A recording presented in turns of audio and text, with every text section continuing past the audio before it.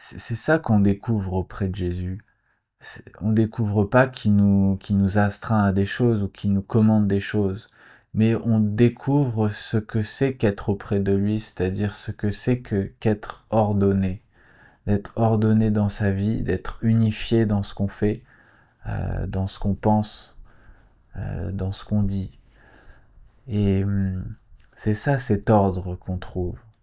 C'est pas un ordre qui nous vient de l'extérieur, c'est un ordre qui tout d'un coup se vit en nous. C'est-à-dire que les choses deviennent réglées en nous. Et, et c'est là que je pense qu'elles peuvent vraiment prendre l'enclenchement de la vie. C'est de cet ordre que la vie s'enclenche pleinement. Sinon, peut-être elle est sinon coupée à la source, en tous les cas un peu déréglée. Et alors quand il y a cet ordonnancement, eh bien la vie prend les conduites et les voies qui sont tracées. Et ces voies qui sont tracées, c'est le chemin qu'a tracé le Christ pour nous. Et donc ces conduites, ce sont directement celles de notre âme, celles de notre cœur. Et elles sont déjà là. Et donc on fait que les redécouvrir. Et c'est tout un réseau souterrain, euh, au sens d'intérieur, qu'on découvre. Et ces conduites sont là. Et combien c'est beau, combien c'est riche, et combien c'est éblouissant, j'irais jusque-là, de les redécouvrir, parce que ça jaillit, et l'eau jaillit. Euh, mais pourvu qu'on a pu réussir à rouvrir les vannes. Rouvrir les vannes, c'est rouvrir notre cœur. Rouvrir notre cœur à Dieu, à la parole.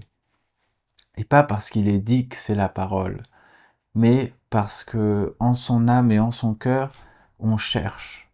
On cherche à sentir, on cherche à comprendre, on cherche à connaître. Et comme dit Saint Jean, comme on l'a dit tout à l'heure, euh, on devient semblable à ce qu'on aime. Et c'est très proche de l'idée qu'en cherchant, on trouve. Euh, mais il faut pas inverser les choses, parce que dans la vie de tous les jours, on voit bien que on devient aussi semblable à ce qu'on aime. Et c'est pas l'inverse. Je sais pas si par exemple quelqu'un a le look d'une personne qui va faire, je sais pas moi, comment on appelle ça, des soirées où c'est de la tectonique, etc. Elle va avoir un certain look, mais c'est pas parce qu'elle a ce look qu'elle aime les soirées tectoniques. C'est parce qu'elle aime les soirées tectoniques qu'elle a ce look. Et ben là, c'est pareil. C'est parce qu'on aime Dieu que tout à coup, on devient semblable à lui.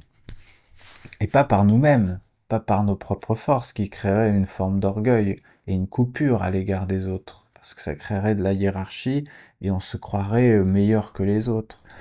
On devient semblable à Dieu grâce à lui, et selon sa grâce, selon ce qu'il veut bien nous donner, et selon ce que nous sommes tout d'un coup en mesure de recevoir de lui.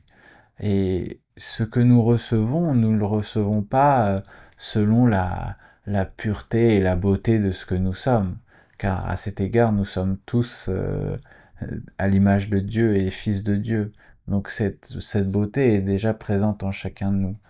Euh, nous recevons à la mesure de ce que nous sommes capables de laisser faire revenir en nous. Et ça demande de l'humilité. Ça demande pas quelque chose qui serait de l'ordre de la fanfaronnade.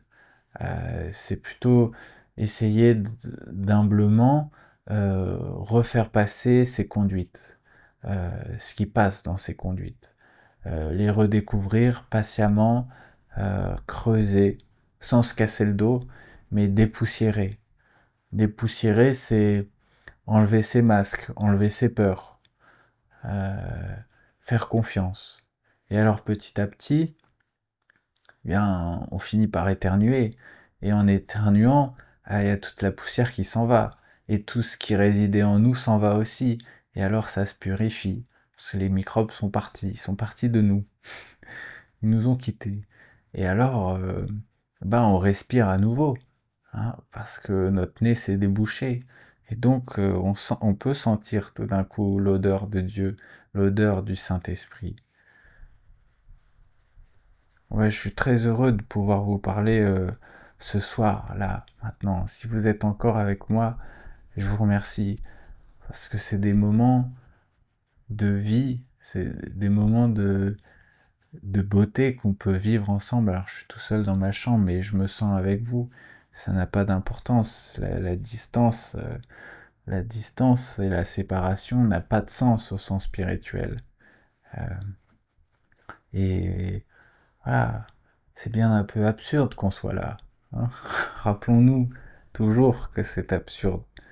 Mais ça ne veut pas dire que ça vaut pas le coup d'être vécu ou que ça n'a pas de valeur. Et c'est précisément parce que c'est absurde, dans cet abîme et dans ce gouffre, qui peut être vertigineux à certains égards, eh bien c'est aussi à l'intérieur de ce gouffre qu'on a redécouvert les conduites.